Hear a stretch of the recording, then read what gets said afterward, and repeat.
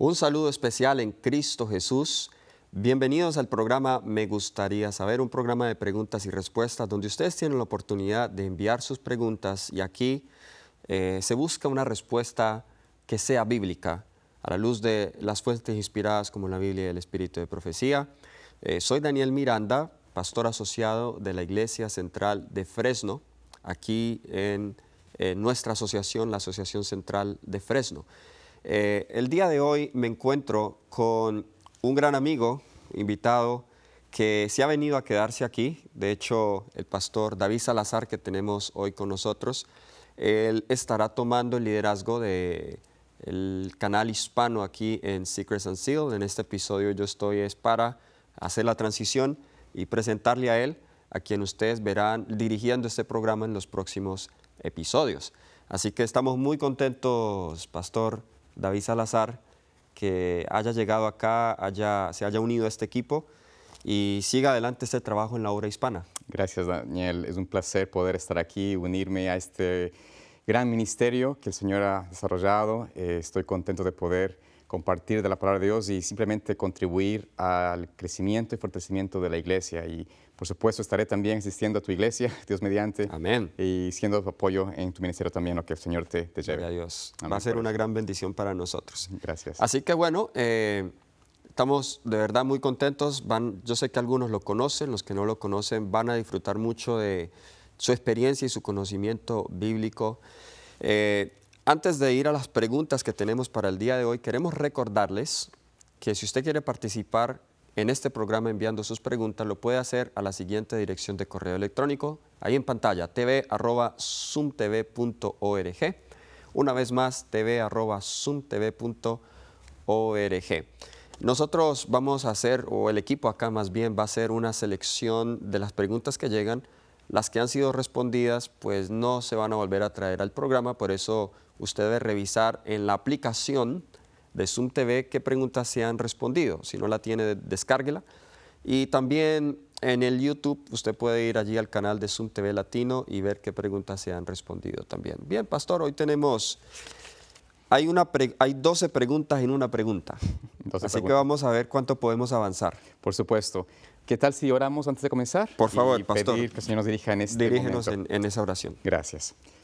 Amante Padre Celestial, te agradecemos, Señor, que nos permites estar aquí juntos y simplemente, Señor, de manera humilde, pedimos que tu Santo Espíritu sea el que nos enseñe, nos dirija a lo que tu palabra está escrita en cuanto a la verdad que queremos compartir. Que las preguntas aquí hechas pueden ser respondidas no por nuestra capacidad, porque somos indignos, oh Dios, pero que, Señor, tú nos dirijas para que lo que digamos y hablemos pueda ser conforme a la Escritura. Amén. En el nombre de Jesús. Amén. Amén. Muy bien, pastor. Nos escribe Fardit Vargas. Y esta pregunta está basada en 2 textos. Y de esos 2 textos, nuestro hermano Fardit nos hace 12 preguntas. Vamos a ir entonces una por una. Los textos son, y si quiere, pastor, usted lee 2 de Reyes 22:14. Perfecto. Y yo voy a leer 2 de Crónicas 34:22 porque es basado en esos 2 textos que se hacen las preguntas siguientes. Y vamos a ver cuánto podemos avanzar. Claro, exactamente. Quizás tenemos que sugerir a nuestros hermanos que nos miran que nos envíen tal vez una pregunta a la vez para no ser tan, ¿cómo se puede decir? No tomar tanto tiempo, pero vamos en esta ocasión pues a contestar las preguntas que son importantes, relevantes y esperamos de que sea de bendición para los hermanos. Segunda de Reyes 22:14, ¿no es cierto? Así es. Ok, nos dice la palabra de Dios, la pregunta, o es en base a este versículo, que se enseña en cuanto a la experiencia del rey Josías. Dice allí el 14. Segunda de Reyes 22:14. Estoy en Primera de Reyes y por eso me perdí. Perdón, ahora sí. Tranquilo. 22:14. Dice lo siguiente. Entonces Hilcías, el sacerdote, y Ahicam, y Acbor, y Safán, y Asaías fueron a la profetisa Hulda, esposa de Salum, hijo de Tigba, hijo de Arás, guarda de las vestimentas, la cual moraba en Jerusalén en la casa de la doctrina, y hablaron con ella. Muy bien. Entonces, 2 de Crónicas 34:22 es el pasaje paralelo. Correcto. Y nos dice, entonces Hilcías y los del rey fueron a Hulda profetisa, mujer de Salum, hijo de Tigba, hijo de Aras, guarda de las vestiduras, la cual moraba en Jerusalén, en el segundo barrio, y le dijeron las palabras antes dichas. Así que la profecía tiene que ver con, la pregunta tiene que ver con la profetisa Hulda. Hulda. Así que, ¿qué tal si nos alternamos unas preguntas? Yo leo la primera, usted la segunda y ahí vamos avanzando. Perfecto, por supuesto. Perfecto, muy bien. Entonces, la primera pregunta basado en estos dos textos ¿es verdad que el título de jueces en el Antiguo Testamento se usaba solo para hombres? La respuesta, estimado pastor, es que, bueno, y también el que nos está mirando, la respuesta no puede ser afirmativa. Es decir, el libro de jueces no es únicamente usado únicamente para hombres, porque dentro del libro de jueces tenemos claramente el capítulo 5 y 6 de jueces que existe una dama, Débora, que fue jueza del pueblo de Israel. O sea, ella tuvo esa posición donde ella fue una profetisa y juez de Israel. Entonces, el libro de jueces, o el título del libro de jueces, no puede ser usado exclusivamente para los hombres. Así que la respuesta en realidad no es no. Así es, y de hecho sería bueno que nosotros, porque hay unas preguntas de ella, o quizá vamos a esperar hasta que lleguemos a las preguntas en cuanto a Débora, porque en realidad la cuarta pregunta, hay un error en la pregunta, pero en realidad la leemos bien, en realidad se está hablando de Débora. Correcto. Así que en la mayoría de ocasiones vemos hombres. Por supuesto. Por ejemplo, Jueces 12:7 está hablando creo que es de Jefté. Jueces 12:7, y sí, correcto, es de Jefté, y al final él termina su periodo y dice, Jefté juzgó a Israel 6 años y murió Jefté Galaadita. Suele suceder que cuando termina un periodo dice, juzgó a Israel. No, la palabra jueces como tal no aparece, pero aparece el concepto de juzgar. De juzgar. Correcto. ¿Okay? Y en la Biblia juzgar puede ser tanto un oficio como el oficio de juez, o también puede ser alguien que es consejero y que juzga, que es una persona muy sabia y que da consejos y juzga a la nación. Como un maestro, una persona que enseña. Correcto. Los sacerdotes en algunas ocasiones eran también llamados jueces. Por supuesto. Pastor, la segunda pregunta. Ok, dice allí la pregunta. ¿Hubo mujeres juezas en el Antiguo Testamento? Entonces, creo que la respuesta la dijimos, pero es importante que la confirmemos. Esto se encuentra, sí, de hecho hablábamos, y en el libro de jueces, el capítulo 6, si mal no me equivoco, es en el cual él habla y menciona de la experiencia que tuvieron allí. 4 y 5, creo. Perdón, 4 y 5 estoy. Sí, 4 y 5. 4 y 5, sí, perdón. 4 y 5, gracias. Que estaban allí indicando que hubo una dama en la cual fue la juez o juzgó o enseñó, inculcó, dirigió el pueblo de Israel en ese periodo. Y esto podemos quizás, si encuentras el versículo donde confirma esto. Jueces 4:4. Ok, perfecto. Pastor, si tú nos puedes leer ese versículo. Claro que sí. Ahora, aquí hay una palabra interesante, porque algunas de las preguntas que están acá percibo que giran en torno al tema de la ordenación de las mujeres.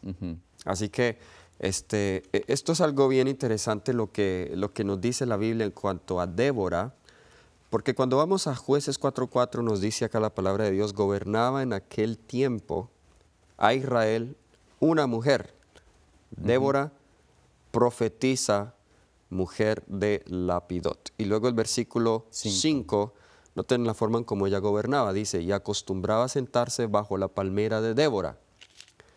Y nos dice, entre Ramá y Betel en el monte de Efraín, y los hijos de Israel subían a ella a juicio. Ahora, yo noto aquí algo, pastor. Sí. Aunque dice que la mujer, aquí dice que ella gobernaba, en la versión en inglés dice se juzgaba. Correcto. Que es la palabra en hebreo shafat. Pero luego dice que el pueblo venía a ella a juicio, mispat. Ahora, Es claro, de acuerdo a la palabra de Dios, de acuerdo a lo que yo veo aquí, pastor, que definitivamente Débora tenía un rol de liderazgo en Israel.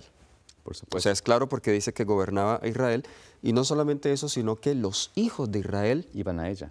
iban a ella. Ujú, Pero es interesante que cuando seguimos leyendo ujú. este pasaje, hay una crisis en Israel, y la crisis es que las tenemos en el versículos 1 y 2, los cananeos están invadiendo la tierra. ¿Ok? Exactamente.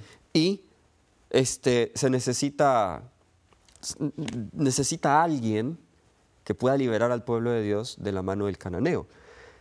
Es interesante que ella, note lo que ella hace aquí, versículo 6. Pastor, si desea, leamos Jueces 4:6. Sí, dice allí, y ella, hablando de Débora, envió a llamar a Barak, hijo de Abinoam, de Sedes de Neftalí, y le dijo, ¿no te ha mandado Jehová, el Dios de Israel, diciendo, ve y retírate hasta el monte de Tabor, y toma contigo a 10,000 hombres de los hijos de Neftalí y de los hijos de Zabulón?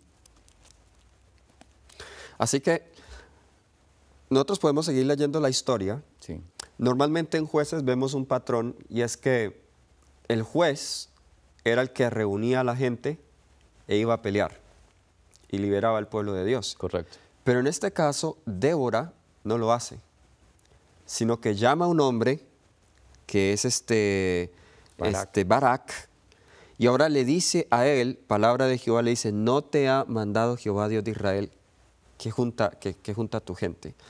Entonces, lo que vemos de aquí en adelante es que Barak es el que lidera esta misión militar en contra de los cananeos y de Sísara, y al final Dios le da la victoria a Barak, pero Barak y Débora juntos cantan un cántico en el capítulo 5.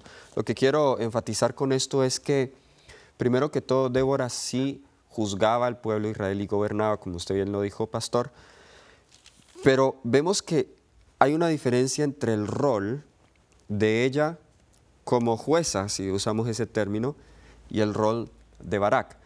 Porque ella juzgaba, ella era la figura espiritual, en este caso era la consejera, todos los hijos de Israel iban a buscar juicio de ella, pero cuando viene al desempeño de ciertas labores o ciertas cosas que son típicas de los hombres, como el conducir un ejército y este tipo de cosas, ella le deja esa responsabilidad a un hombre, a Barak. Correcto. Entonces, ese es uno de esos pocos casos donde vemos... Bueno, es el único caso. De hecho, es el único caso. Sí. En la Biblia. Es el único caso, así es. Entonces... No sé, pastor, si tenga algo para No, agregar. creo que la respuesta es correcta, tu pregunta respuesta es acertada. Mencionamos aquí que en esta pregunta a nuestro hermano que nos hizo, hubo mujeres juezas. Es la única elección de una mujer que el Señor instituyó como juez o como directora o líder de Israel fue Débora, pero bien entendemos, dado las circunstancias de que el Señor la levantó por la carencia de liderazgo de un varón. Y ella hizo, como mencionaste claramente, hizo esta decisión de otorgar este aspecto de liderazgo usual del hombre al hombre, no tomar ella el atributo de ir a la batalla, por el estilo. Así es, y esta historia también nos resalta algo importante, y es que las mujeres sí pueden ser líderes espirituales. Por supuesto que sí. Y para ser líderes espirituales no necesariamente tiene que ser una pastora ordenada. Una mujer puede ser una consejera. Por supuesto. Una mujer puede ser consultada como consejera de la iglesia. Porque Débora aquí vemos que estaba jugando ese papel. Dios también le ha dado a las mujeres esa sabiduría. Y el Señor nos ha mostrado, aún en nuestra iglesia, el Señor levantó a una profetisa del Señor que trajo el mensaje, ¿no? Porque Entonces, ella era, así es. Claro. Muy claro, muy buen punto. Vamos entonces a la tercera pregunta, y aquí nos relaciona nuevamente a la inquietud que tiene al principio nuestro hermano Faridit, que dice, ¿es verdad que la profetisa Hulda fue una jueza en el Antiguo Testamento? Bueno, leímos los dos versículos, pastor, que al principio son de Reyes 22:14 y segunda de Crónicas 34:22, y en ninguno de estos versículos existe la declaración de que ella era juez. Es más, Hulda... perdón que le interrumpa, Sí. creo que aquí es donde el hermano se confunde, porque la Hulda es la que leímos en Crónicas, Sí, pero aquí estamos hablando de Débora. sí, exactamente. Entonces no es claro si él está hablando de esa Hulda, porque claramente la Hulda de Segunda de Reyes y Segunda de Crónicas vive en un periodo Diferente, distinto, no es el completamente. periodo de los jueces. Por eso, y a eso iba justamente, que es posible que él, ¿sabes?, haya confundido la historia o tal vez alguien usó estos versículos de Hulda como para decir una mujer que fue juez cuando no fue juez. Claramente eso simplemente fue una profeta del Señor y ella no fue una juez. Así que esa pregunta está respondida con un no. Pastor, si sigue con la siguiente pregunta. Ok, muy bien. Es verdad que la profetisa Hulda enseñaba al pueblo judío bajo un árbol. Entonces ahí claramente yo creo que él se está refiriendo a Débora, porque lo acabamos de leer, Sí. que ella se sentaba debajo de un árbol. Y claro, eso es cierto porque lo acabamos de leer en las Sagradas Escrituras. Y si es así, entonces, ¿en qué parte de la Biblia está escrita esa aseveración? Eso, como lo leímos, está en Jueces, capítulo 4, versículo 4 y 5. Y esto estamos hablando de Débora. Y ahí estamos hablando de Débora. Hulda, hermanos o hermano, que no existe una referencia de que ella enseñaba en ninguna parte bajo un árbol. O sea, ella simplemente era una profeta del Señor y no es la misma persona que Débora. Entonces hay que aclarar esta tal vez confusión que tiene nuestro hermano en cuanto a eso, ¿no? Exactamente. Muy bien. La siguiente pregunta es, ¿debe haber obediencia a las decisiones de la Asamblea General de la Iglesia o se puede levantar críticas y discordancias a lo que se decidió en la Asamblea General de la Iglesia? Esta pregunta es un poquito Esa pregunta es fuerte. muy buena y es fuerte, sí, directa, ¿no? porque al principio, cuando la Iglesia Adventista del Séptimo Día comenzó como un movimiento, el movimiento adventista sabatario, había un sentimiento entre la mayoría de los pioneros anti-organización y antinombre Claro, y anti-credo, pues el temor era que nosotros nos volviéramos como Babilonia, como la Iglesia Católica. claro. Pues tener esa jerarquía de un papa o de un presidente de asociación y luego de ahí para abajo. Entonces ese había el temor. Ahora, Dios dirigió a su pueblo, la iglesia se organiza, pero hoy aún existe la misma preocupación entre algunos de los hermanos al creer, bueno, esto es una jerarquía, esto es una iglesia que solamente debemos hacer lo que dicen desde arriba. Pero vamos a ver qué dice el espíritu de profecía. En realidad nuestra iglesia no se gobierna de arriba, al menos en teoría. Claro. En práctica a veces Es es distinto, pero la forma en como nuestra iglesia está gobernada es de abajo para arriba, no de arriba para abajo. correcto. Pues el modelo de nuestra iglesia es representativo. No somos una iglesia congregacional, no somos episcopal, donde las órdenes vienen de arriba claro. hacia abajo. Pero nuestra iglesia a nivel local elige sus delegados que van y eligen el presidente de la asociación y luego otros delegados escogen del campo al de la unión y luego así hacia la división y luego la asociación general. Pero en realidad los que comienzan a dar el liderazgo son los de la iglesia local. Por supuesto. Por eso cada vez que hay un quinquenio, cuando se va a elegir un nuevo presidente de asociación local, Sí. entonces se llaman a los distintos líderes de las iglesias locales y ellos son los que eligen el presidente de asociación local. El presidente de asociación local entonces ahora es escogido por el laicado para escoger y tomar decisiones y también elegir el siguiente nivel. Por supuesto, es representado. Así que eso es lo que se llama el modelo representativo de la Iglesia Adventista del Séptimo Día. Ahora, la hermana White sí dice algo de lo que es el nivel de la Asociación General, porque a veces creemos que la Asociación General es el presidente, Ted Wilson. Claro. Pero el presidente es como el chair, como la persona que Sí.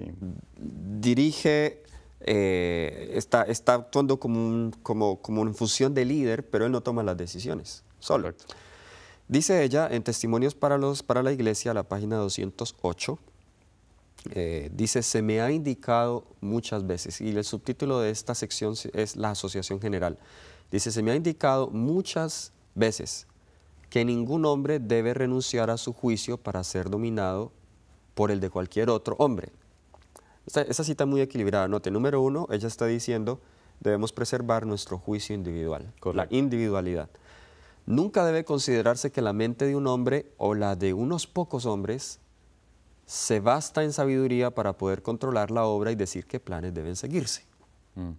Pero cuando en una sesión de asociación general se expresa el juicio de los hermanos congregados de todas las partes del campo, y hoy diríamos del mundo, la independencia y el juicio particulares no deben sostenerse con terquedad, sino entregarse, o sea, ceder. Nunca debe un obrero tener por virtud el persistir en una actitud independiente contra la decisión del cuerpo general. Y esta cita es tremendo porque todos estos grupos hoy que se están surgiendo con mucho celo, queriendo decir que algunas cosas de la iglesia están mal, e incluso cuestionando decisiones que se han tomado hoy a nivel de asociación general, pues están yendo en contra de este concepto. Ahora hay un equilibrio. Hay un equilibrio aquí, y es que en otras ocasiones, no tengo la cita acá, antes de que ella escribiera esto, en la crisis de Kellogg y un poco antes, en la crisis de finales del siglo XIX, principios del siglo XX, la sierva del Señor escribió, estaba ya aún en Australia, escribió citas muy fuertes que las podemos encontrar en Testimonios para los Ministros, donde ella dice: yo ya no considero la voz de la Asociación General como la voz de Dios. Correcto. Claro, algunos se pegan de esas citas y dicen, sí, a partir de ahí en adelante ya la Asociación General no es la voz de Dios. Pero esa declaración de la hermana White nos deja saber que la Asociación General, aunque hay representantes de todo el mundo, no es infalible. Correcto. Y cuando ella dijo esa cita, la Asociación General estaba tomando malas decisiones.